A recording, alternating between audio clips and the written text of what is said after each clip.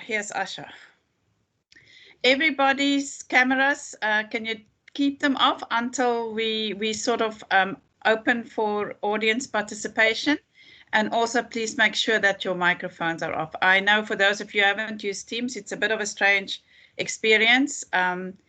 But as long as your cameras and your microphones are off, then it should be okay. It also helps with the bandwidth. And in Stellenbosch, it's really raining hard at the moment. So that always interferes with the bandwidth. Okay.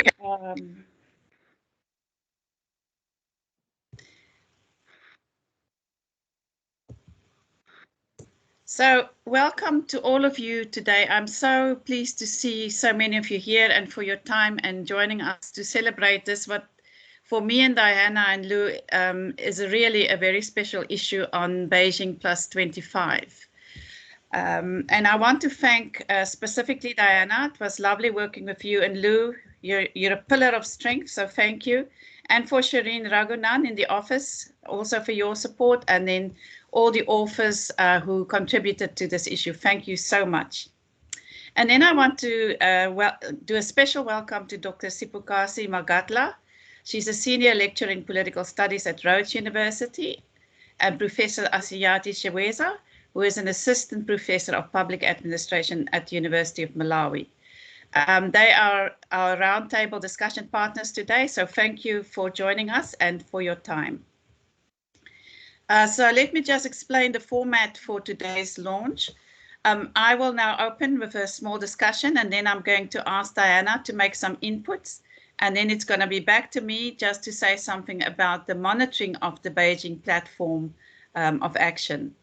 After that, Diana and I will pose questions to our roundtable guests, but we will also invite audience participation. So for that, you can raise your hand or write in the chat box. So we decided that it is an important time to do a special issue on the Beijing platform of action, because in 2020, it was 25 years since the Beijing UN Women's Conference in 1995.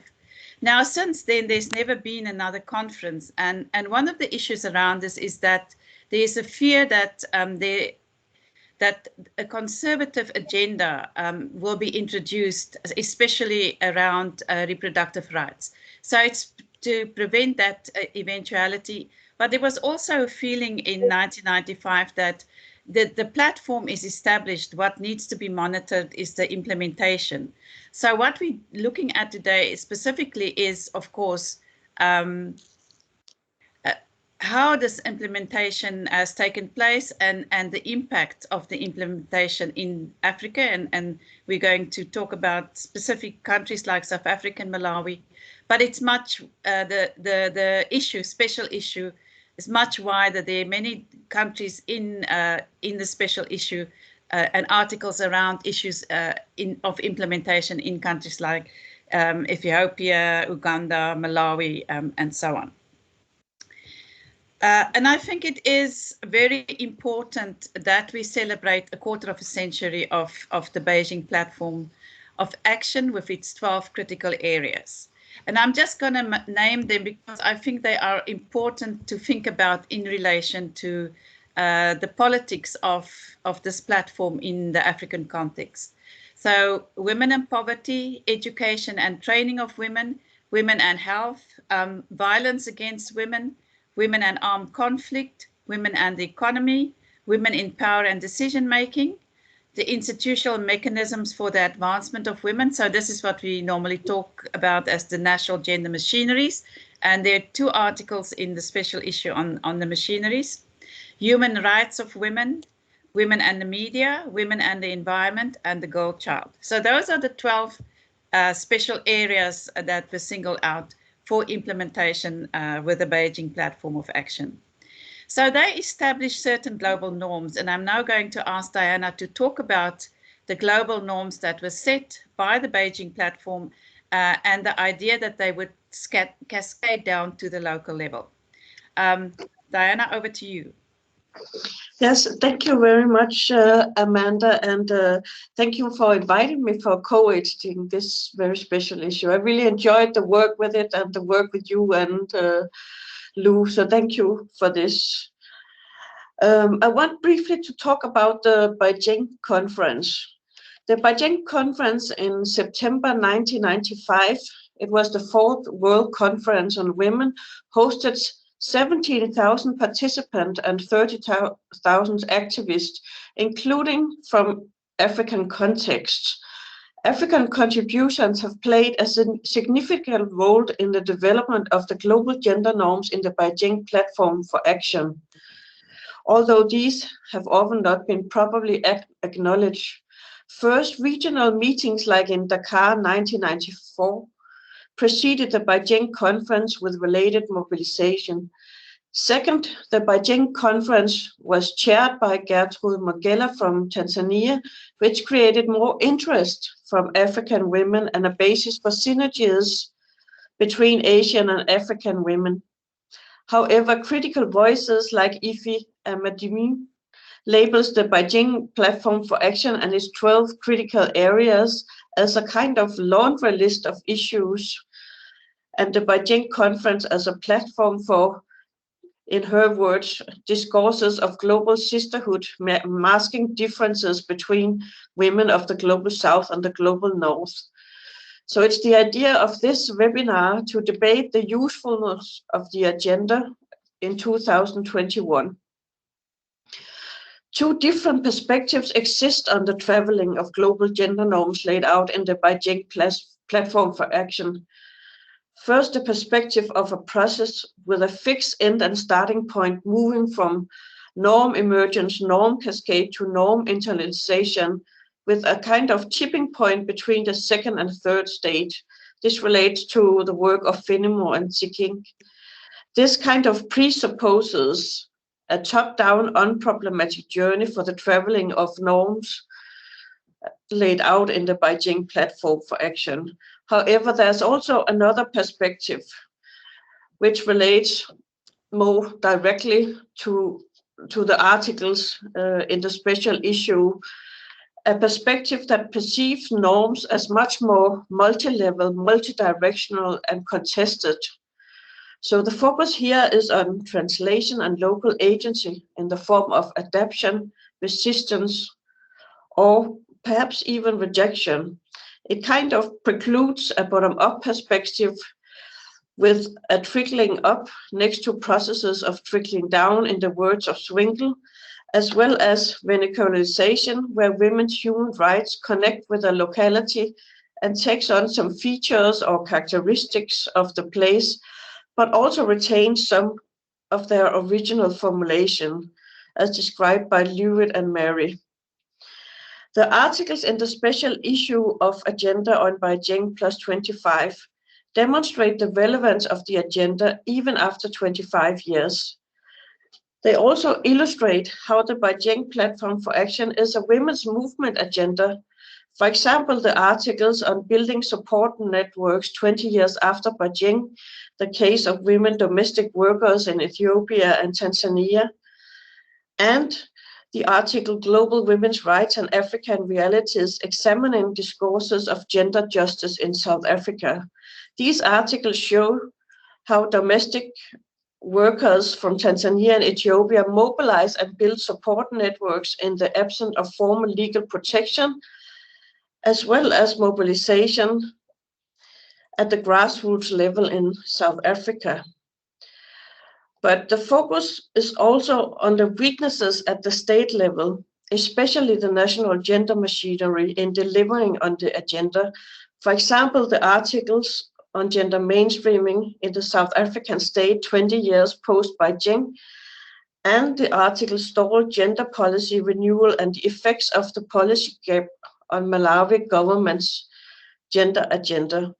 These articles mention shortcomings of the national gender machineries in the form of a lack of political will for resourcing economic and human, and for monitoring implementation.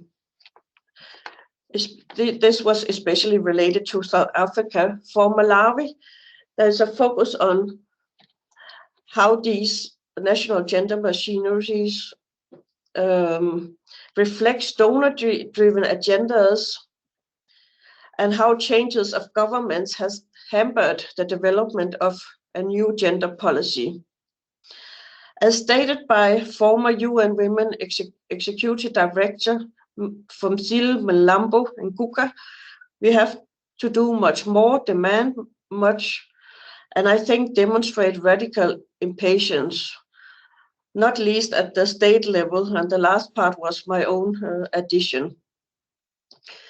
Generally, not much research is available on the translation of the Beijing Platform for Action into practice. I would like to mention two studies highlighting the importance of the agenda.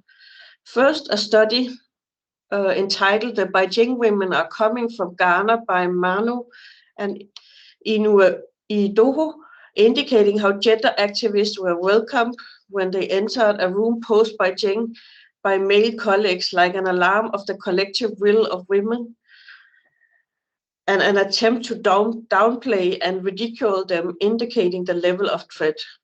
Second, a study on Rwanda and the domestication of the Beijing Platform for Action, with a focus on armed conflict as a critical area, taking the domestic challenges to the global level. However, in the case of Rwanda, is a kind of domestication without reference done to the UN due to the inability to refer to UN languages in the post-genocide area. The special issue aims at contributing to closing the knowledge gaps with fresh perspectives on women and the economy. For example, there is a focus on gender and tax rule-making processes for women cross-border traders and gender budgeting in relation to COVID-19. There's also a focus on women and education in the form of intersectional experiences of Black women in technological areas, and a focus on women and the media in the form of cyber misogyny. It is our hope that this special issue of agenda will provide a basis for increased mobilization to promote the critical gender areas laid out in the Beijing Platform for Action based on knowledge. Although the marking of anniversaries such as Beijing Plus 25 are important and re-establish engagement and visibility, the in-between spaces between these anniversaries is where the actual work and power struggles take place. So back to you, Amanda. Thank you, Diana. I want to say something about the monitoring that is very important for to track whether we're actually making some progress with the implementation. So in celebration of the Beijing Plus 25 years, the Eastern and Southern African region countries produced what's called a synthesis report that integrated report packs and analysis of country reports. That gives us a snapshot of what is happening in different countries. Some of the achievements is that 7 countries in this region now have national action plans, which is necessary for the implementation of the UN Resolution 1325. That is the resolution that for the first time single out rape as a crime in conflict situations, and it also mandates the inclusion of women in post-conflict settlements. 5 of these countries are included in the top 10% of countries with the highest numbers of women in legislative positions. There's also been progress on the criminalization of child marriages and the introduction of free education. I think one of the biggest issues that most countries struggle with is the eradication of gender-based violence. So there's also been some progress with trying to bring gender-based violence under control, and also giving women greater access to information technologies that also can help with a campaign for the prevention of the proliferation of small arms and light weapons. And I think I want to single out in this regard the Africa Feminist Charter. This was the outcome of an Africa Feminist Forum written in 2006 during a meeting in Accra in Ghana by 100 feminist activists. from Africa and also from the African diaspora. The Charter is now used as an African feminist accountability mechanism and movement building. And if you haven't read it, Google it, and it's really very interesting. So in the lead up to the celebration of Beijing Plus 25, there was serious concern in UN Women and among feminists about the inclusion or the lack of inclusion of young women into feminist activism and feminist action. In order to facilitate young women's inclusion, the Generation Equality Forum was started, and it has an agenda of events that include young women and document their concerns.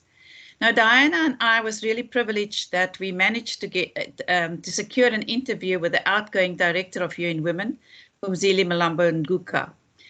This interview has been transcribed and it is published in the special issue. And here she also spoke to the importance of generation equality. So please read that interview. It's really very interesting. Just to sort of end off, I want to mention some of the articles that are in the special issue. So there's one on gender mainstreaming in South Africa and gender mainstreaming around tax issues in Malawi and the gender implications of that. One on the implementation of reproductive rights, on intervention to deal with gender-based violence in Uganda, one on the care economy in relation to the platform of action, one on domestic workers in Ethiopia and Tanzania, one on access to education, one on free expression and misogyny in journalism, and one on the relationship of the platform of action with other international and regional treaties. And then one that I think was to end off the special issue on a happy note was whether domestication of the Beijing platform for action has led to greater happiness among women. And I think Carmen Ruston is here, who's one of the authors of that article. So that's to give you an idea, but we're now going to open the floor for the discussion. Sibukasi and Asiati, if you can switch on your microphones and your cameras, please.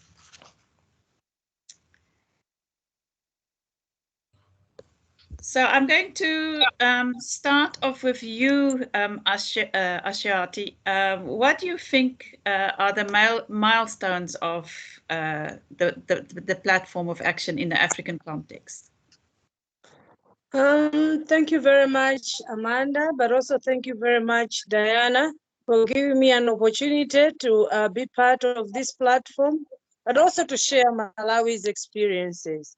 Let me talk about, I think, the successes from a general point of view. I think the first one is that the Beijing platform has indeed been an important agenda for the empowerment of women and girls, and also allowing governments to take strategic and bold actions in the 12 critical areas of concern.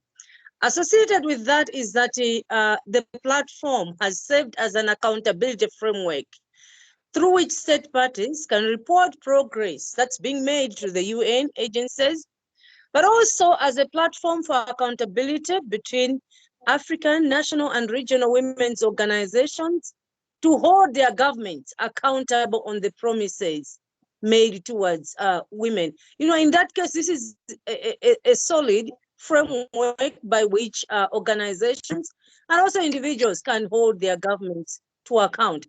And I think one of the other areas also that we can highlight as a success is that the very fact that the Beijing platform identified, gender mainstreaming as a key strategy for achieving, gender equality, that in itself, we can actually say that it is an important aspect that has actually contributed to national governments pursuing their own gender equality agendas.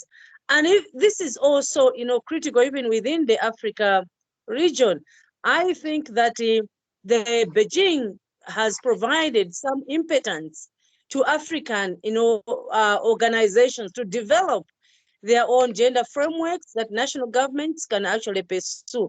And specifically, if you recall, there's the AU Solomon Declaration on Gender Equality in Africa, the protocol to the African Charter on Human and People's Rights, and then also the AU launched the African Women's Decade to advance gender equality and try to accelerate the implementation of the Beijing. So same thing when you look at the Southern African level, at the SADC level, the Southern African Development Community has developed also a number of frameworks and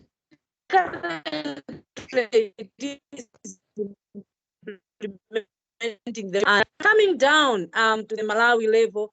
I think that the Beijing platform has enabled the establishment of an institutional structure charged with promotion of women empowerment, but also it has been instrumental in fostering and catalyzing development of progressive gender-related laws, policies, and strategies in Malawi. And I think one of the papers is trying to interrogate the national policy as one of those frameworks that Malawi has developed as a result of the Beijing platform for action. Thank you. Thank you, Ashiati. Sibukasi, would you like to add to that? Yes, I would. Thank you so much, Amanda. And I also wish to congratulate you and Diana and the contributors of this special issue. I've really enjoyed reading it. And I found this article on women and happiness just absolutely fascinating. And they are evoking of this concept of agency freedom, you know, getting us back to Amartya Sen's thinking that, of course, in the early 90s, this is where we conceive of human security, human development with these ideals of freedom from want and freedom from fear. And from the articulations of South African women, this remains true and fundamental to the achievement of gender equality. And I also want to say that I really enjoyed Natasha's article, you know, which gives us a very practical case study of the public service department in South Africa, looking at the specific role of former Minister Geraldine Fraser-Muleketi,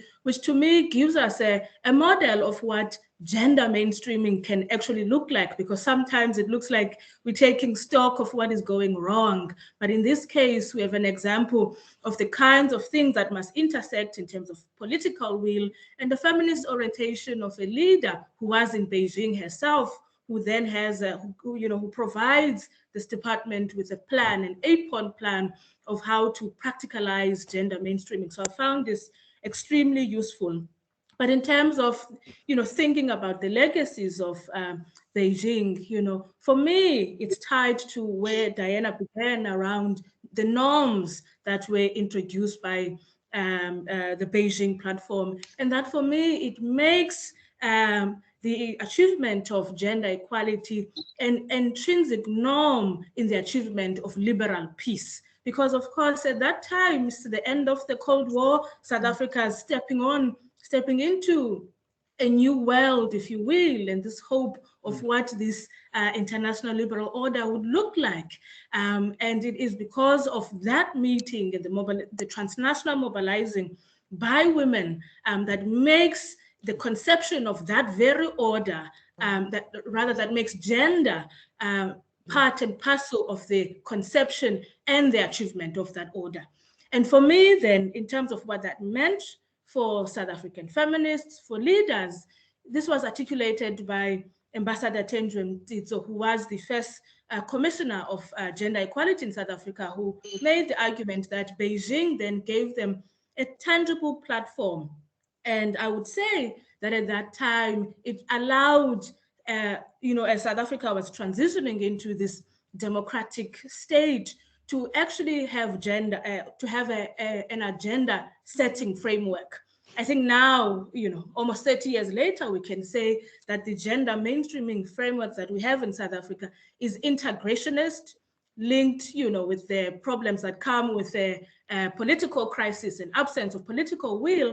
But at that time, for the leadership, especially for feminist women transitioning from fighting for liberation into governance, it allowed for an agenda setting approach that, you know, allowed us then to have this gender framework that we, you know, we can reflect about it, that it is in crisis, and indeed it is. But at that time, as a new democratic country, to have this instrument so tangible for women leaders and for a vision of this new society that takes women and gender seriously, I think is a specific legacy of that meeting of 1995. I'll stop here.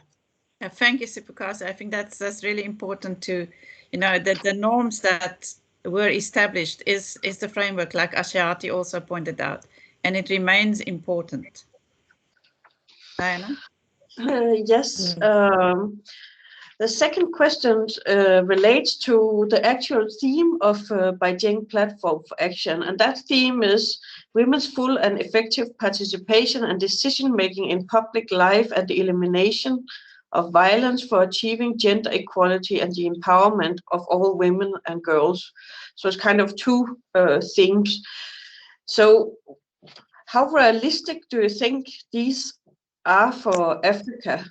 I think I will first turn to Ashiati. Thank you very much, Diana. I think that the theme is relevant, and if the 12 critical areas of the Beijing Platform for Action are to be implemented by 2030, and if the Sustainable Development Goals are to be reached. But I think the question is, how realistic is this within the African context?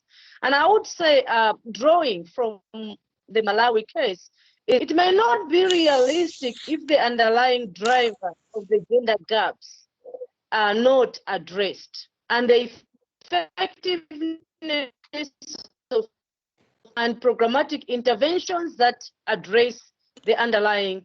What I'm trying to say, in Malawi, for example, the whole idea about promoting effective participation and decision-making in public life is linked to the education status of girls and women. And Malawi does not have quota in decision-making, particularly, I think, in the political arena. So in the absence of a quota, you know, issues of recruitment, issues of appointments, they all relate to one's capacity as it relates to the education background of the individuals. And the evidence in Malawi shows that there's gender parity that's achieved at the primary level, but then it disappears at the secondary school level, at which point adolescent girls are often faced with increased pressure to drop out due to marriage, you know, or pregnancy. What this suggests is that the pool then that moves to higher education institutions like universities is much, much lower for girls than the pool for the girls, for the boys. Now, the other area also that I would like to bring to the attention of our audience is that even initiatives to do with the gender-based violence and the empowerment of women, in Malawi, for example, there is a patriarchal culture underlying much of the gender-based violence. So studies actually have showed that despite the robust legal framework for protection of women, there is persistent and widespread discrimination against women and girls. And generally, violence has been normalized, leading to increased cases of violence against women and girls. So we have data that shows that 41% of women in Malawi have experienced some form of physical or sexual violence in their lifetime, and about 27% have also reported, you know, even marital rape. Malawi is one of the countries with the highest rates of child marriage in the world, with approximately 1 to 2 girls being married before the legal age of 18. So all I'm trying to say is that this may not be realistic unless the underlying drivers of the gender gaps are actually addressed in this particular campaign and agenda. Thank you. Thank you very much. And over to Sipukasi. Thank you very much, Diana. I mean, I agree with this, with Prof. Ashiati, that unless there's a commitment to the foundational structural issues around education, we will not be able to realize, having women in decision-making spaces. So in South Africa, and this is a point I wanted to make earlier as well, and maybe a number of African countries provide us an example of what representation can look like, so numerical representation can look like. And this is not something that I think we ought to take for granted, which has been achieved in 25 years in a continent that, a number of countries have gone through civil wars. And so the codification of gender equality, which has been translated into some form of political representation, is quite important. And that this is something that girl children take for granted in places like South Africa. We expect women to be represented in parliament, in the cabinet. That this is something that has been normalized is a form of achievement. Of course, we are concerned that the inroads that have been made in terms of literacy, we're seeing that, we are seeing more gaps now. That there's what is the word that I'm looking for? We're not making greater strides, and the pandemic hasn't helped in that. So that is an issue. But reading this article by Danetta, where we're looking at the statistics that say 42% of women in South Africa live below the poverty line. If the presence of women is not in decision making, is not connected to finding very fundamental issues that reshape the commitment to changing the economy, to have an economy that works for women, that works for communities, then it's not realistic. And so one of the things in sort of reading the issue that come out quite clear for me is the urgent need to refocus on the questions of women and poverty and the commitment to women and the economy, because we know we are already in a continent where the economy is informal, and that crisis is being exacerbated. So for me, so there's a broader challenge, I think, around a neoliberal order. I mean, the statement that feminists sent to the African envoy that was looking for funding for COVID survival in Africa, one of those, that convoy being Trevor Manuel in South Africa, and the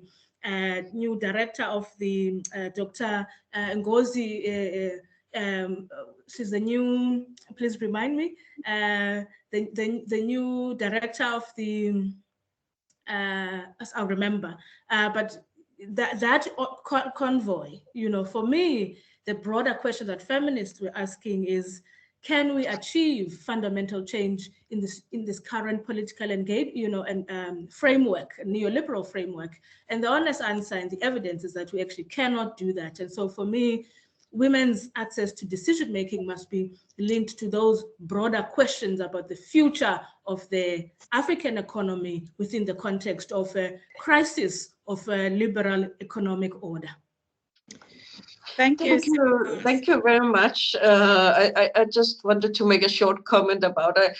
Thank you for also emphasizing that the role of the pandemic also in perhaps also increasing the levels of violence against women. So I thought that was an important point, and exactly the focus on two countries like Malawi and South Africa, where one has adopted quota and the other country has not. I think it's really demonstrate the very mixed experiences on the African country.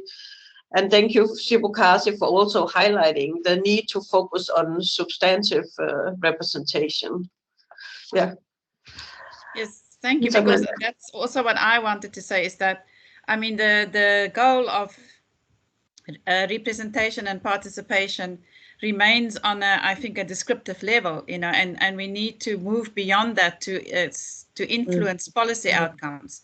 And I think that's far more challenging than merely having the numbers. But those numbers are important because they do serve as a role model for younger women to see that it is possible to be in politics. I think we just need to move beyond that, and I think that's difficult.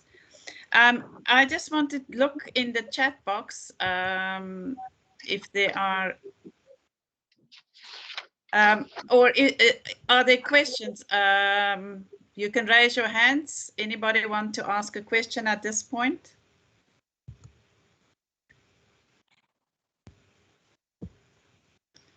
Maybe I can just say as we wait that the name I was looking for is Ngozi Okonjo-Iweala, the director of the World Trade Organization. Okay. That's the name that was escaping me. Thank you. Thank you. I don't see anything in the chat box. Well, I'm not quite sure. I don't think I'm actually seeing the chat box. Marita, can you tell me if you can see any questions? I know there were some thank yous in the. I saw them quickly flashing across my screen. All right, but Amanda, yeah. Glenda asked, maybe one of the advocacy issues to take up would be to reinstitute the women's budget. Thank you, Marita. Yeah, now I think that is a very, very important point. And I just want to speak to that for a moment, because I currently have my postdoctoral student is working on that. But I think for anybody doing research in the South African context, it is extremely difficult to get any access to the South African government. You cannot get interviews. You cannot.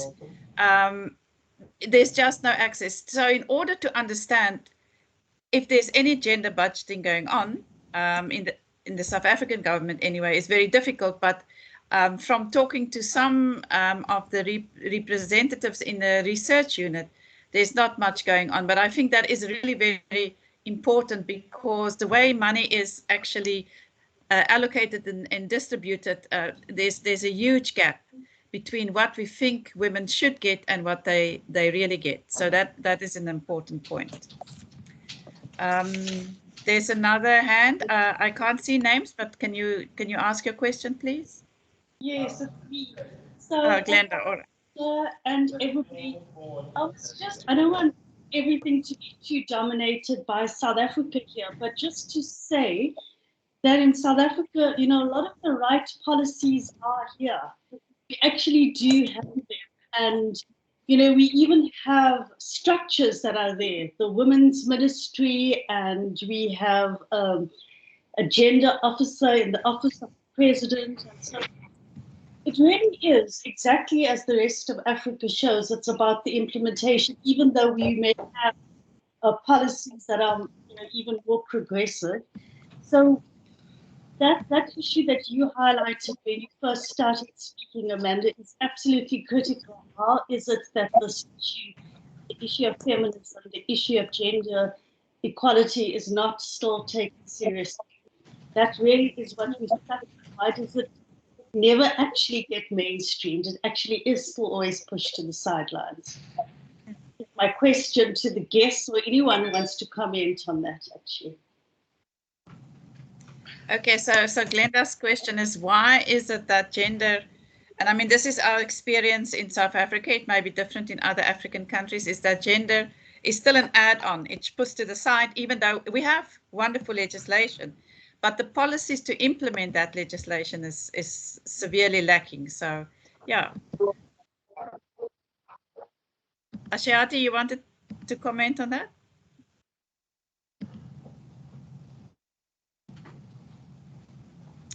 Ashiati has frozen, so let's see if she can come back. Sipakasi, you want to comment? Oh, hello. Okay, Hello? Ashiati, you disappeared, but you're back. You wanted to comment on that? Yeah. I had a technical glitch, I think, with my internet. Yeah, the point I was raising is that what Glenda is raising is also very true for Malawi. But I think in the Malawi case, what has happened is that the platform has enabled the adoption of laws as well as policies, but those are not implemented effectively on the ground. So implementation is also an issue within the Malawi case. I will give you an example. The Beijing Platform for Action has enabled the creation of a gender machinery in the name of gender to actually coordinate implementation of gender-related activities. It is the least funded ministry in terms of the Malawi's national budget. Is actually concerned. So ultimately, you find that this institution is not able to coordinate effectively, but also even in its internal capacity, it is not able to implement the gender-related activity. So there is a disjuncture between the rhetoric that you find in these platforms that government takes in the implementation on the ground. Thanks, Ashiati. Sibukasi? You know, one of the things that I was thinking about is, you know, how do we move from cases where we see some form of a clear commitment at a government level where there is actual gender mainstreaming, where often it's linked with the woman leader who's in that office. So we have Fraser Muleketi. I think we can make the argument maybe about people like Dlamini Zuma when they were in foreign affairs. How do we go beyond that, where we can have some cases, some models where men have been able to champion and demonstrated political will in implementing gender mainstreaming. But the kinds of lack of success that we see is very similar as well to the lack of success in terms of racially transforming both public and private institutions in South Africa. If we say it is an ed to women and STEM approach, it's the same at universities. When it comes to how these institutions conceive of transformation, it's ed, blacks, and STEM.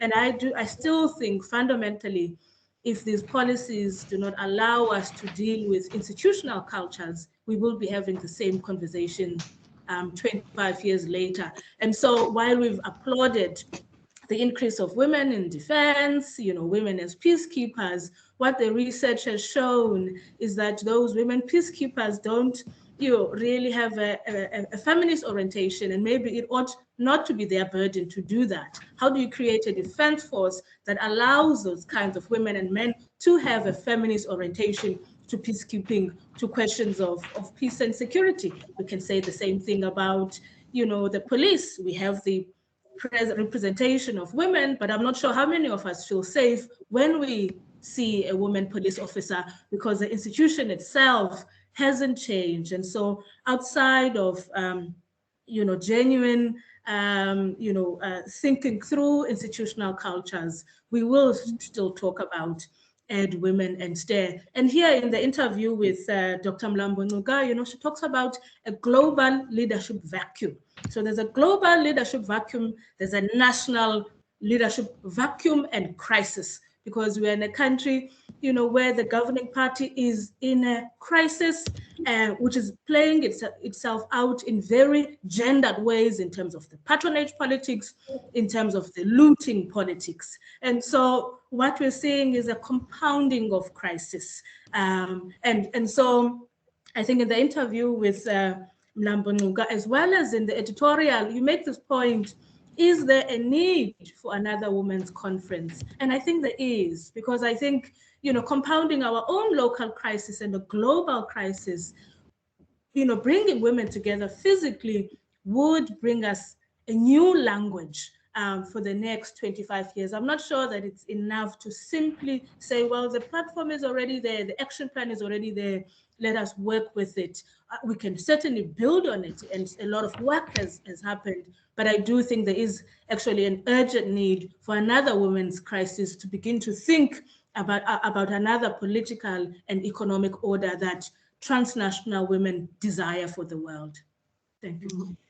Thank you for that, Sibukasi. And I'm glad you raised the issue of institutional culture, because this is exactly the issue, right? If you have strong patriarchal cultures and you do not change that deep set of values that's embedded in the institutions, it's very difficult. And I mean, the work on gender mainstreaming, the research on that shows that. But I also think you're very right about how in the South African case, what's also led to the problem with the national machineries is the hollowing out of the state through corruption and state capture. You know, that those institutions cannot function. They don't have the necessary budgets. And if they have the budgets, they are now so beholden to their patronage networks that it's become really very difficult. So I think, you know, if we compare 1994 and the transition 5 years after that with what we have now, it's really gone very seriously backward in terms of regressed. So yes, I think that's a serious problem, and I think that some of the other African countries have similar problems because of patronage. Okay, I'm going to ask a question. We have a list of questions, but some of them we've already touched upon. You know, I think the issue of women and armed conflict and women and the environment, given the climate crisis that we have and the very serious impact, disproportionate impact it has on women. You know, do you think that those two issues that's part of the critical areas are really taken seriously enough in the African context? Ashiati, start with you. All right. Thank you, Amanda. I think for Malawi, it's really the issue of women and environment that's very critical. Women and armed conflict is also important, but I think, as you'll agree with me, in Malawi we've had at least years, you know, of peace, and we've not had significant armed conflict within the country.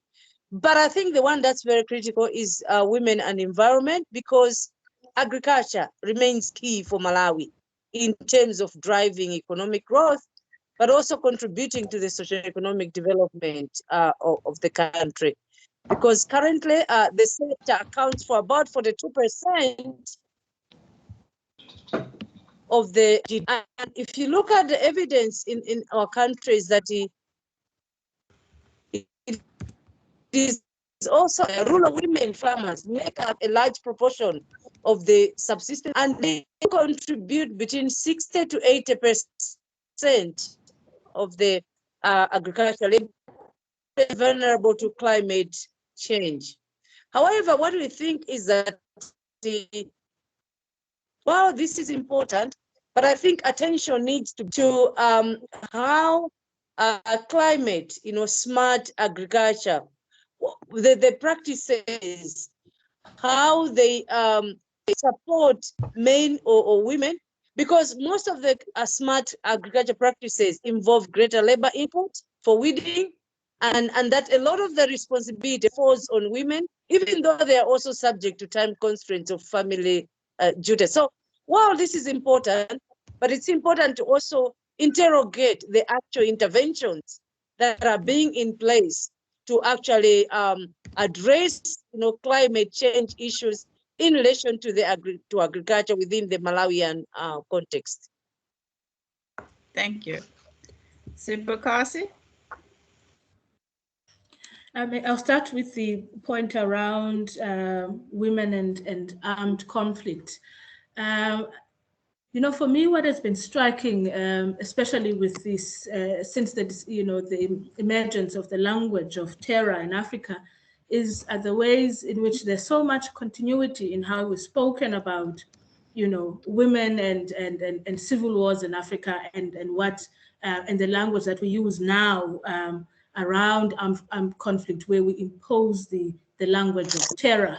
And so I think there is a gap in really still understanding what's happening, you know, in places like Somalia, what's happening in Ethiopia now, to have a language that is genuinely attentive to what is happening across the continent. I mean, in one of the, there was a dialogue about the war in Ethiopia, and the question was, why have African women been so silent about the gendered nature of the massacres, you know, of the gendered nature of the displacement? And so So there's still clearly quite a lot of work to be done, and I'm quite unsatisfied with the use of the language of terror in attempting to understand very structural issues of disposition, of inequality in Africa. I think in a way we made strides, with the cases of Sierra Leone, of Northern Uganda, even of Liberia, in having a language that is specific to Africa, in how we talk about girl combatants, in how we talk about the ways in which, civil war structures the political economy in very gendered ways. We have some work there, but I think there's still quite a lot of room to then map out the political economy of armed conflict today, since the dominance of the language of terror. So there's still, for me, quite a lot of room.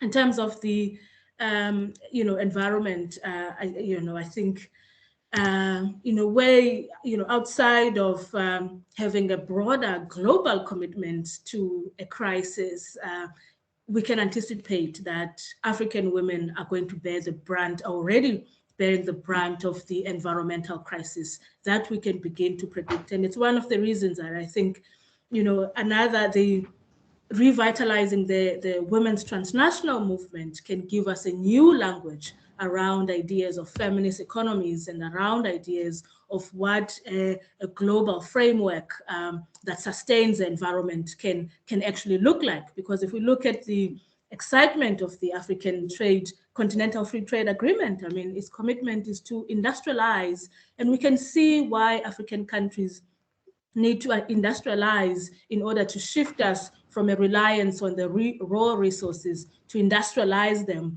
But we must ask ourselves if that can be achieved, if we can achieve that without destroying the environment. So I'm also quite keen to see a very a conversation around gender, with in terms of the ideas of this continental free trade agreement, which actually states are excited about it, but they're not so excited about signing and ratifying the protocol on the free movement of people. And we know that the African economy is informal, and most of the people that are doing that movement are African women. So what does it mean for African countries to revitalize their commitment to the movement of goods, but be quite hostile to the movement of Africans, and mainly women, across the continent? Thank you. Thank you, Sibukasi. Somebody's microphone is on. Can you please switch it off? I think that it's so important, because if we look at the terror, right, Boko Haram, and now what's going on in the north of Mozambique, it's across the continent now, and I'm concerned about the uptake of UN Resolution 1325, right? I mean, there's a lot of conditions in that resolution that would deal with terror. It would deal with wartime and conflict time rape, and we don't see a lot of prosecution of people who are involved in these atrocities. So I think that is something that's really important to also look at in terms of the Beijing platform for action. And then, of course, we already see famine and mass migration because of climate change. So again, I mean, the statistic is that Africa now has the largest number of people that are displaced in the world. So it tells us something about the conflict, about the climate, and so on. Diana, over to you. Yes, I was just thinking that perhaps for those who don't know it, we should mention that the resolution 1325 was kind of an outcome of the Beijing Platform for Action and this critical area called armed conflict and women that was laid out already in the Beijing Platform, and that resolution 1325 was adopted on the Beijing +5 meeting in year 2000. Just to say that the Beijing Platform has actually also led to new resolutions. So that's another kind of result in specific areas of the Beijing Platform. Since now we are talking about perhaps new world conferences, etc. It could be I would like to ask the question, if you feel that there are any issues, or maybe specify a bit more, if there's any issues kind of missing in the Beijing platform for action. First, over to you, Asiete.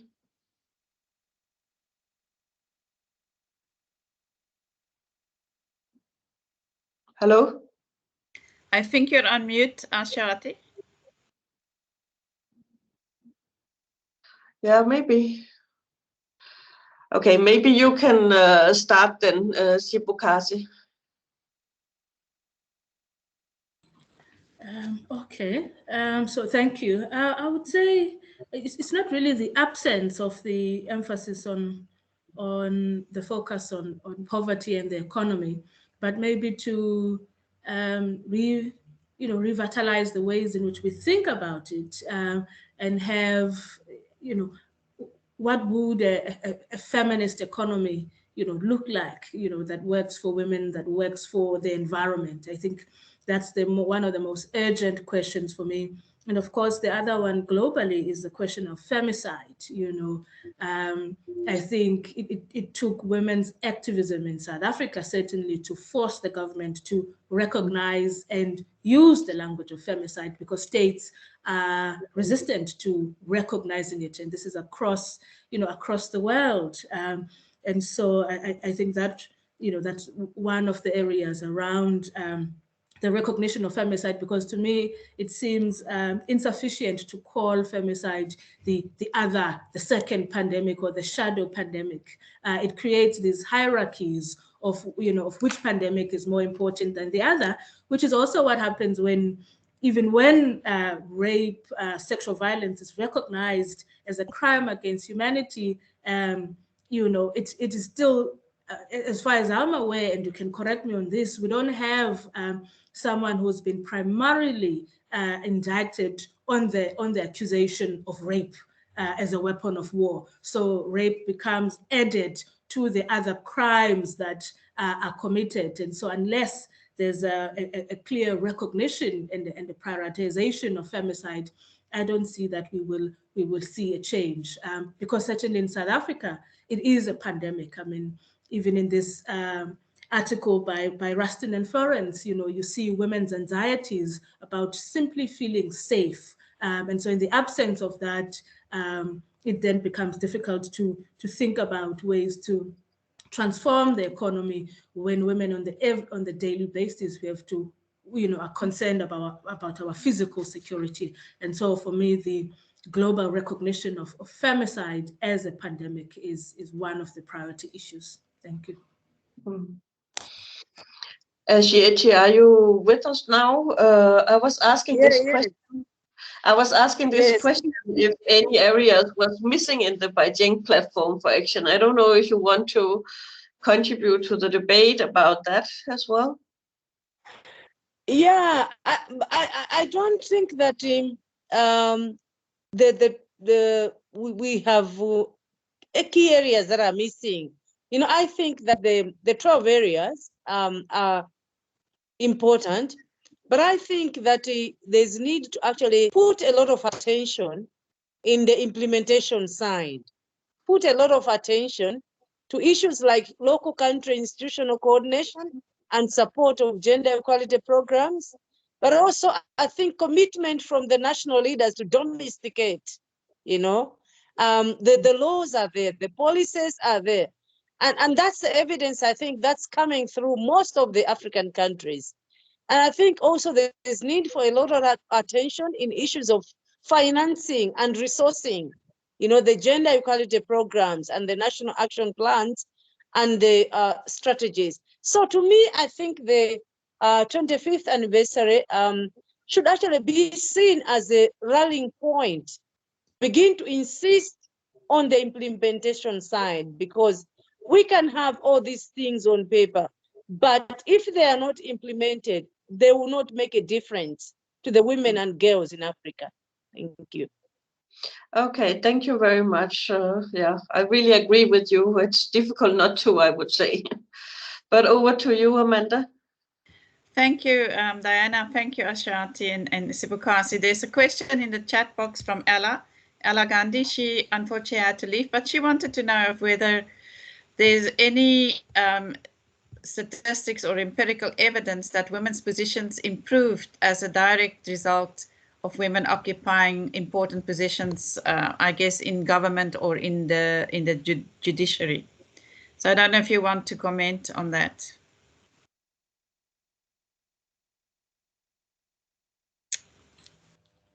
Maybe you can comment as well. We were talking earlier about the monitoring. Yeah.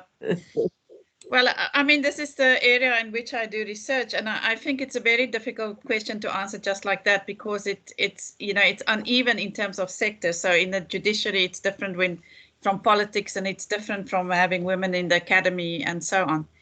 So I think, but what research has consistently shown is that women who make a difference, it's not so much as what we call critical mass, as it is about critical actors, and those people have a feminist consciousness. So it's about the concern that you do show and taking up in that position the concerns of women.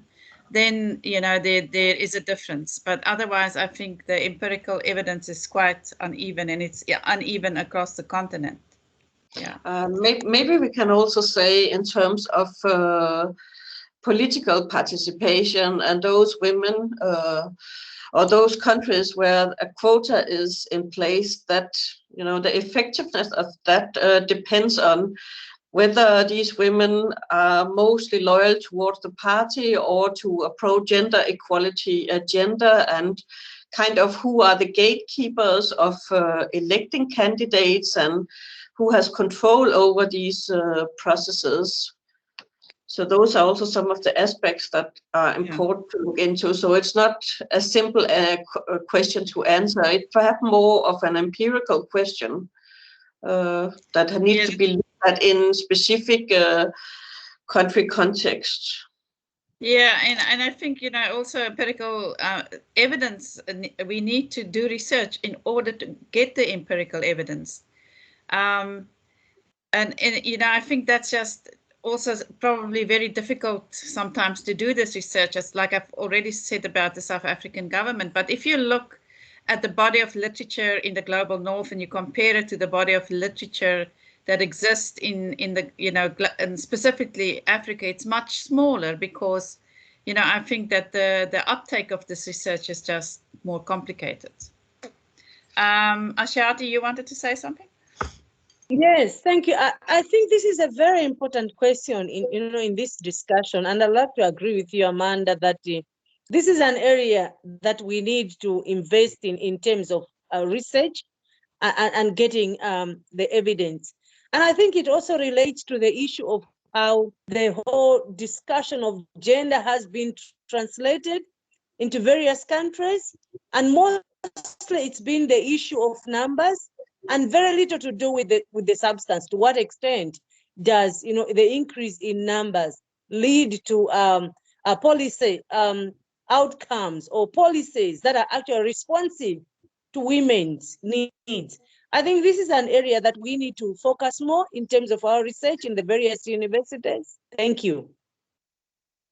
Thank you, Ashati. And that's, I think, sometimes this research remains limited to political scientists, but I think we should be far more. I mean, it's you can approach this type of research in different ways. That it's not necessarily, you need to be a political scientist. So yeah. Absolutely. I mean, sort of even thinking about at this moment, I'm not sure that we've had it before, where we've had quite a number, still a small number, but a number of women vice chancellors. I mean, in the Eastern Cape, we have 2, there's one in Western Cape now with UNISA.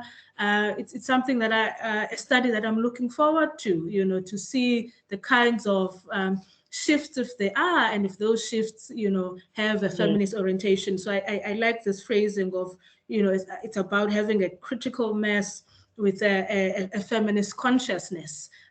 Because I mean, for us in South Africa, we read reach gender parity in terms of the cabinet, where there's a sense that a lot of feminists are actually leaving the state, are retreating from the state. So there's a presence of women, but whether those women have feminist consciousness, it's highly, highly questionable. And of course, there was the applauding of Abiy, in Ethiopia, where there was again gender parity and a lot of ministers with PhDs, but look at where the country is now, So it is it is certainly a complicated question, but it is an invitation for more research so that we go beyond celebrating the appointments and really being able to track the institutional changes, the opportunities, as well as the challenges. Thank you. Thank you for that, Sipukasi. And maybe at this point I can do some advertising for Diana's book, who has edited a book with Z Press on feminist institutionalism. So it looks at the institutions in the state. And then I have an edited volume forthcoming next year on specifically the South African machinery, but with a focus on the Commission for Gender Equality, tracing its history from its beginning till 2020, more or less. So, and one can see what happens when you lose the feminist consciousness. It's very clear from my research that once you lose the feminist consciousness, it becomes just a vehicle for self-interest. And I think that's the type of research that's needed. I think, what we should consider actually is a comparative project. Diana's was a comparative project. So, but that makes that I think will give us more empirical evidence of what's happening on the continent. Well, let's see. Are there anybody wants to raise a question? You can put up your hand. I can now see the chat box, so let me go down and see if there's anything here. It seems to be more comments than actual questions. Yeah. Somebody's saying that it's Glenda. Just to say that in terms of research on women in the media, women journalists are trolled and bullied online in very traumatic ways, and there's no recourse to the law given the police don't understand. Yeah, so I think this type of online harassment, it's the harassment of journalists, but also the harassment of women who write from a feminist perspective on social media platforms, right? I mean, just talking about my own experience here, I have my own column in a newspaper every second week, and I get hate mail. It doesn't matter what I write about. I will get hate mail, and it's just because I write from a feminist perspective. So it's that type of, I think attitudinal change is a very important issue here, because deeply embedded patriarchal cultures, you need to change attitudes about gender equality and women's, their right to free speech and their right to express certain points of views. And I think, that's part of the platform of action, but since it's so difficult to control social media, it's very difficult to deal with that issue. Yeah. Diana, is there another question you would like to pose? Yes, I think I would like to go back to this question of transnational feminism that Sipukasi was actually talking about. So it would be interesting to know a bit more about which role the Beijing Platform for Action has played for women's activism in different African countries, and also how important it has been for transnational feminist activism and for movement building. I don't know, Sipukasi, maybe you can go first. You were the one that brought this up earlier. Thank you, Diana. I remember, reading about, I think in my research, I spoke to Ma'am Joyce Sifuba of the PAC, the Pan-Africanist Congress, whom was in exile and in '85 attended the Nairobi conference. And I remember, this sort of very visual representation of what that meant for women like her who were in the midst of a struggle to be in to place the South African issue within a broader transnational women's movement. And I also think of how UN 1325, people like Minister Thandi Modise have spoken about how it's been such an important instrument in terms of ensuring women's access and representation in the security sector in Africa, especially with also the work of the South African Women in Dialogue, ensuring women's participation in the peace process itself. So I guess the point I'm trying to make is that a presence of transnational movements has these ways of reinforcing our own local challenges. And how do I express this? And I'm not sure that necessarily needs to be sort of a UN feminism, as they term it, because I think that comes with its own limitations in terms of language. I think ultimately it will come outside and from women's communities and then influence what happens in the UN. So that's how I see it. I don't imagine that it could ever be coherent if we're saying women have, intersectional experiences, and I don't think that it needs to be coherent at every level.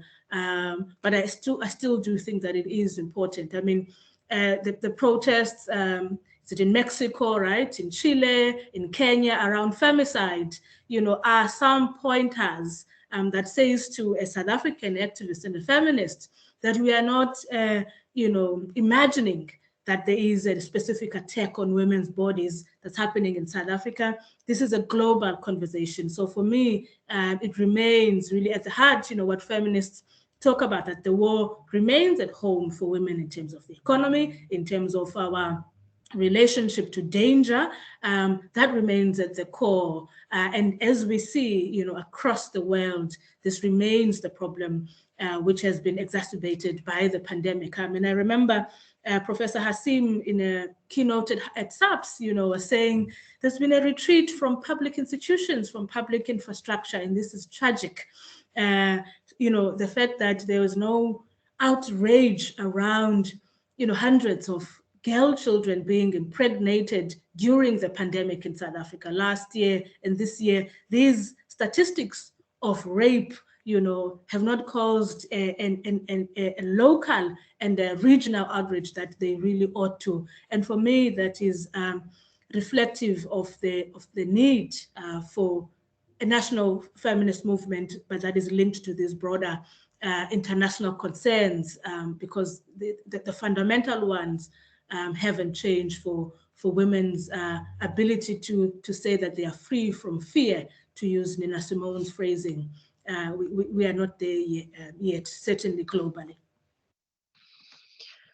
Thank you very much. Ashiesi, do you have any reflections on the role of the women's movement and transnational feminists in relation to the Beijing platform for action? Yeah, reading through the articles in this special issue, I found the article by Rosene Jessa quite interesting, because it's actually looking at women's activism that is important to create the bridge between international treaties, women's movement, and the state, with a focus on the importance of transnational feminist activism. And I think I like the argument that she is making, because she's really concerned about how the global discourses are translated at the local level through the feminist activism. And I think a key point that she makes, which I totally agree with, is that local activism could be strengthened through transnational activism that is sensitive to the local context. And I think only by doing that is when we can actually empower and strengthen the local context, while also engaging and working with the transnational agencies and movements, so that at the end of the day, the transnational feminist activism sits very well with the local context as well. Thank you. Thank you. I kind of feel like mentoring an example from Ghana, which I know quite well. And in Ghana, a women's manifesto have been developed in year 2004. And that manifesto is actually outlined in relation to the 12 critical areas of the Beijing Platform for Action.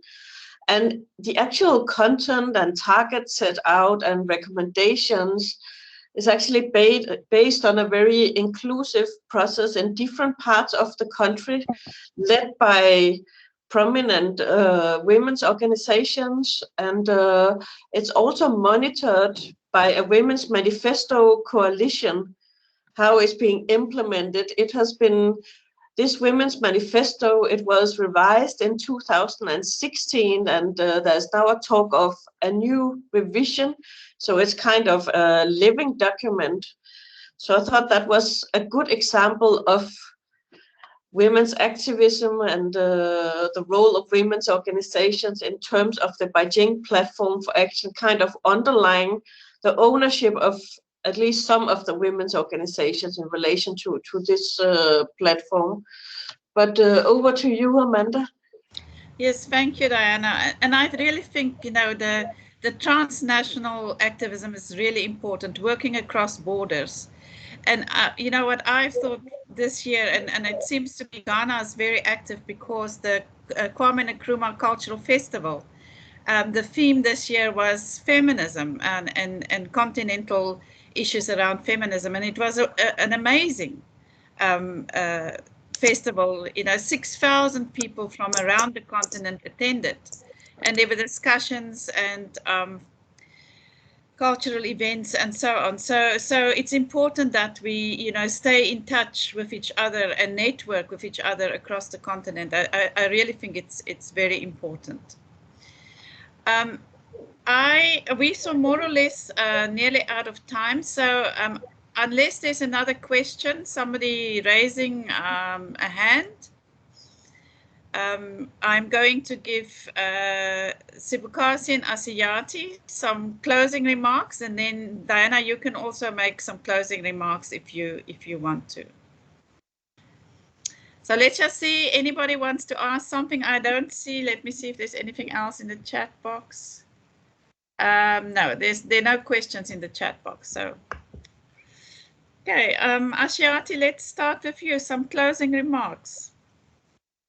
Yeah, I have highlighted, I think, a critical area that needs to be singled out for greater action in Africa, given the fact that most countries have put in place policies, laws that have not been effectively implemented. I think my comment is that as we commemorate, the Beijing Declaration and Platform, for Africa, we need to be moving towards greater attention towards implementation, so that it can make a difference towards women, and girls in Africa.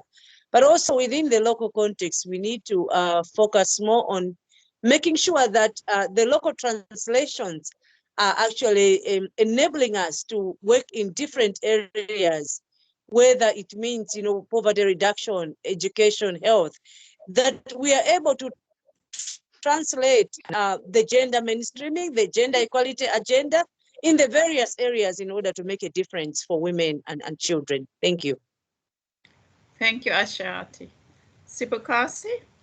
Thank you very much. And just to thank you again for the invitation and, really archiving, the legacy of that meeting of women is very important because as we look at the challenges ahead, it can be quite easy to feel deflated as if nothing has been achieved. And so actually writing those down is quite important.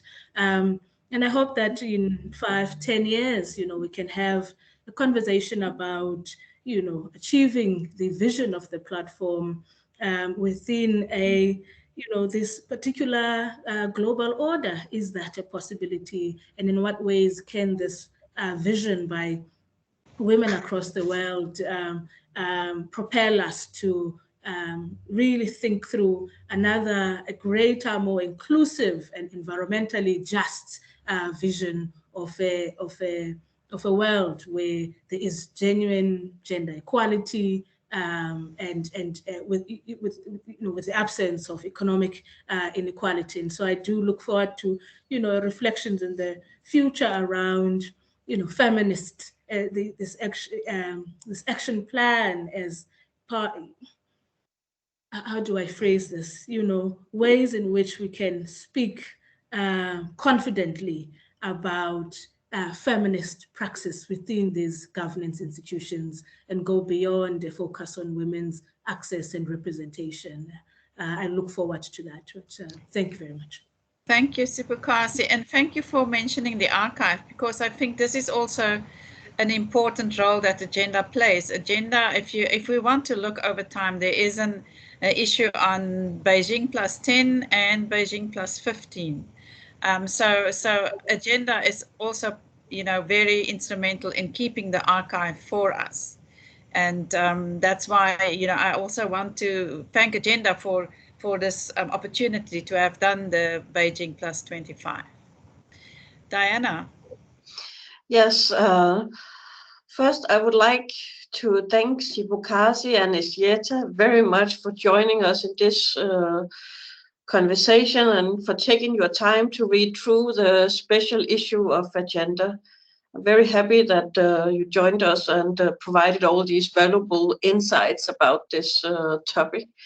And for Amanda, I would like to thank you a lot for the cooperation of this special issue. It's great working with you on this. And I would also I also have the hope that we will meet sometime soon for a 5th World Conference.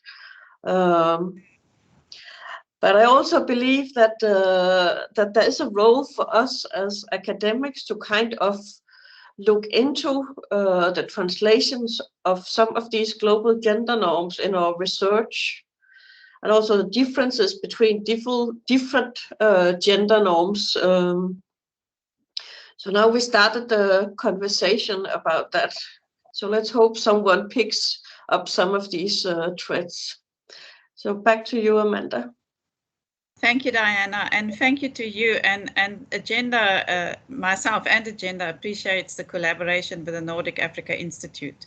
So I hope we can continue this collaboration. Sibukasi and Asiyati, yes, thank you for your very thorough preparation and for looking at the special issue. We appreciate it, and for your time. And then for everybody who was here today, thank you for listening and for being part of this launch. I think that if you haven't had a look at the special issue, please do so and join us for future launches. I've just got a message. We have about 2 minutes left, so I'm saying goodbye. And I'm glad the power stayed with us. Thank you so much. It could have gone very wrong. Thank you. Bye-bye. Bye. Bye, Diana. Bye.